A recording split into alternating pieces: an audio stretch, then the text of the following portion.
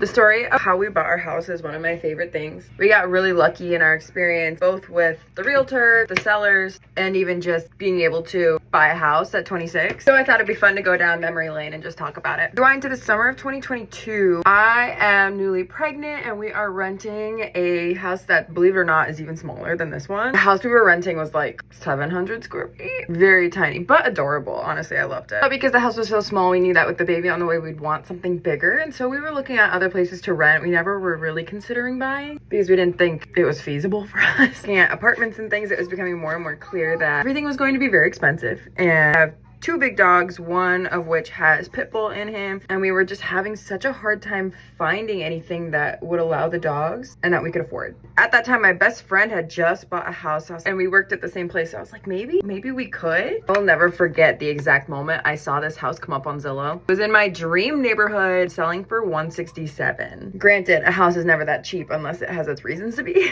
I was just so charmed by it. And at this point, I had talked to a bank about a mortgage, but hadn't gotten approved for anything. Did one walk through the house, instantly knew I wanted it. The realtor said that an offer had just fallen through, so there was like a really opportunistic window for us. That night I got in touch with our mortgage officer, got approved. I think we only got approved for like 204, something tiny. Have to try to get this offer accepted because if it becomes a bidding war, we're like immediately out. Because we wanted to just work fast, we worked with the seller's realtor, which ended up being an awesome, like really positive experience. Shout out to Daniel Bruns, such a helpful and positive light throughout the process. My favorite part of this whole story was meeting the current owners of the home. After our offer got accepted, a walkthrough of the home with the sellers, and I kid you not, they were like Chad and I in 30 years. The father of the home had like long beard, long hair, just like Chad does. They both were artists and ceramicists. The moment we met them, I just felt like we were really kindred souls. They were so generous to us. There's so many like tools and ladders and things that we didn't have that were so nice to have as a first-time homeowner. We were able to write in some of their like antique furniture into our offer. Their beautiful ceramics, like our dinner plates that we have, were all made by the previous owner. They had lived in and cared for this home for 30 years. I wanted to be like so respectful of the process because this home is their baby. Like, can you imagine being somewhere for 30 years and they raised their kid here? I can't exactly remember, but I think we ended up buying for $170 at a first-time homeowner's loan. We only had to pay 3.5% down. Overall, it was like more affordable to get into the house than I thought it was gonna be. I think the down payment was like 2,000 something, but the house is under 1,000 square feet. It doesn't have updated electrical. It still has knob and tube. It's over 100 years old. Like, there's a lot of reasons why